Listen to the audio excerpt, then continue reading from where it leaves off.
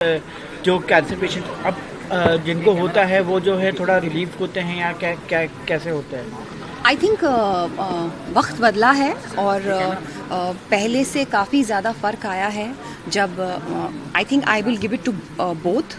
जब ऐसे डॉक्टर्स हैं जो ऐसे इवेंट्स ऑर्गेनाइज करते हैं जहां पर ये बताया जाए कि अर्ली स्क्रीनिंग कितनी इम्पॉर्टेंट है, एट द सेम टाइम ऐसे पेशेंट्स जो अपनी जर्नी शेयर करें लोगों के साथ कि डेथ सेंटेंस नहीं है कैंसर, ऐसा नहीं है कि ज़िंदगी ख़त्म हो गई है, हम इससे लड़ सकते हैं और जीत भी सकते हैं। So I think times have changed, people have evolved, doctors का भी पर्सपेक्टिव बदला है, पेशेंट्स का भी पर्सपेक्टिव बदला है। डॉक्टर्स भी अभी इतना ज़्यादा रोक टोक और इतनी ज़्यादा आपको बांध के नहीं रखते, आपको आपके दिल की करने देते हैं। Like I remember whenever I speak to her, every week I speak to her and she puts me on certain medicine and then I tell her, doctor I will take it how, she knows how, I will listen to my body. बिल्कुल। हाँ जी, बोलिए बोलिए, पूछ लो।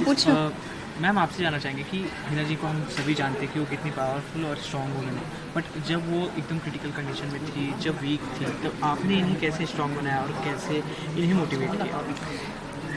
हमारे को strong नहीं बनाना पड़ा है, बहुत स्ट्रॉन्ग है। हमें सिर्फ साइड में खड़े रहना होता है और सपोर्ट करना होता है। मैं हूँ, रॉकी जी हैं, हम सब। She is internally very strong and very optimistic.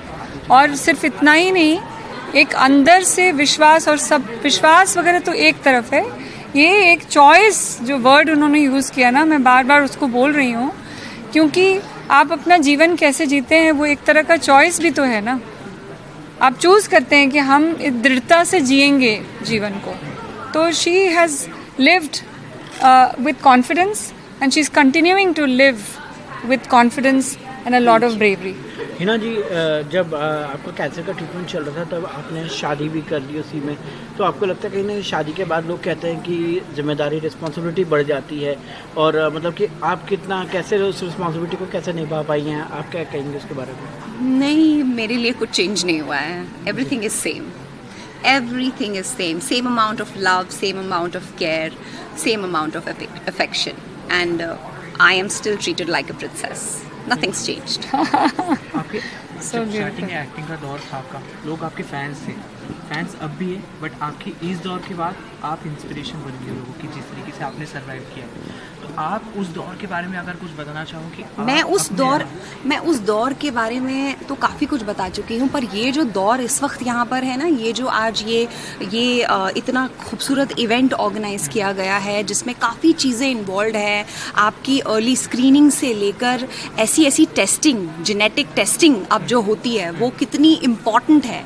जब आपके यहाँ फैमिली हिस्ट्री होती है कैंसर की, तो आपको पता नहीं होता, उसके लिए जेनेटिक टेस्टिंग होती है, उसके लिए जेनेटिक टेस्टिंग सेंटर्स हैं जिनके बारे में लोगों को पता नहीं है, तो यहाँ पर वो सारी नॉलेज दी गई है। So I really want to thank you for organising something जहाँ where everything is under one roof and people know कि उनको एग्जैक्टली करना क्या है। It's not just about early screening और early detection, it is also that you have to know कि कहीं ये जेनेटिक तो नहीं है, फैमिली हिस्ट्री तो नहीं है, आपके बाद आपके किसी और चाहने वाले को तो नहीं होगा, तो क्या प्रिकॉशंस लिए जा सकते हैं। सो आई थिंक उस पर ज़्यादा ध्यान देना चाहिए।